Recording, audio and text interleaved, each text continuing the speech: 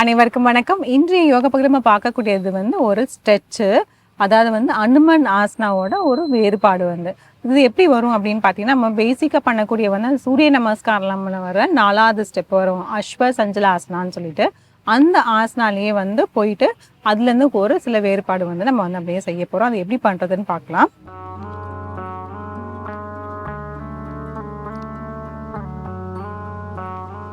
ஒரு வலது காலை முன்னோக்கி வச்சுக்கிறோம், இடது காலை இந்த மாதிரி மடித்து வச்சுருவோம். அஸ்வ சஞ்சலாசனா சூரிய நமஸ்காரில் வர 4வது ஸ்டெப் பார்த்தீங்கன்னா, இது அஸ்வ சஞ்சலாசனா இப்படி வரும்.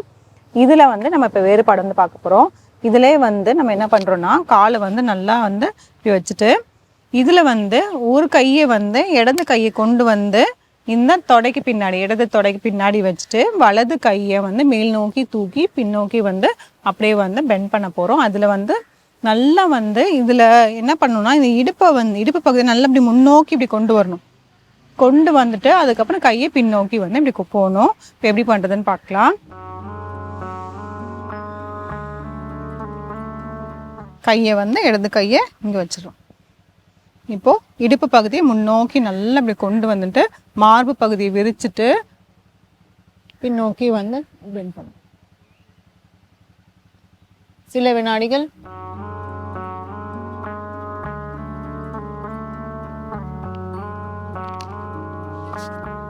தளர்த்திக்கலாம்.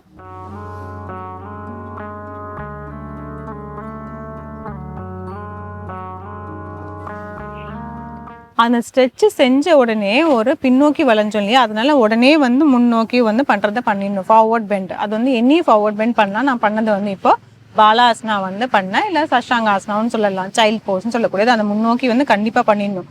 நம்ம எத்தனை செகண்ட்ஸ் அந்த ஆசனா ஹோல்ட் பண்ணுறோமோ அத்தனை செகண்ட்ஸ் நம்ம அந்த கவுண்டர் போஸ் கண்டிப்பாக செஞ்சே ஆகணும். ஏன்னா அப்போ தான் அது கரெக்டாக பேலன்சிங் வர மாதிரி இருக்கும். இப்போது இந்த ஆசனாலேயோ அல்லது இந்த ஸ்ட்ரெச்சுன்னு சொல்லலாம், இதில் நமக்கு பேலன்ஸ் கிடைக்கலன்னா அப்படின்னு என்ன பண்ணணும்னா, நம்ம பின்னாடி வைக்கிற காலை டோ டக் பண்ணி வச்சுக்கணும். ஃப்ளாட்டன் பண்ணாமல் டக் பண்ணி வச்சு பண்ணோம்னா சில பேலன்ஸ் கிடைக்கும். இப்போ அப்படியே இடது காலில் பண்ணிடலாம். இடது காலில் முன்னோக்கி வச்சுட்டு வலது காலில் பின்னோக்கி இப்படி வைக்கிறோம். வச்சுட்டு இதுலேயே ஒரு ஆழ்ந்த மூச்சு உள்ளே இழுத்து வெளியில் விடலாம்.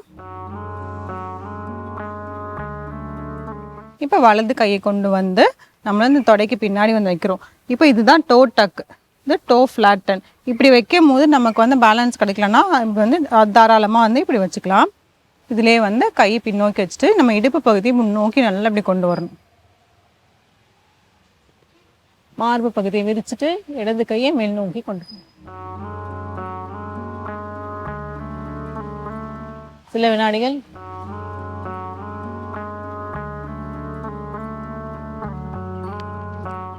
தளர்த்திக்கலாம்.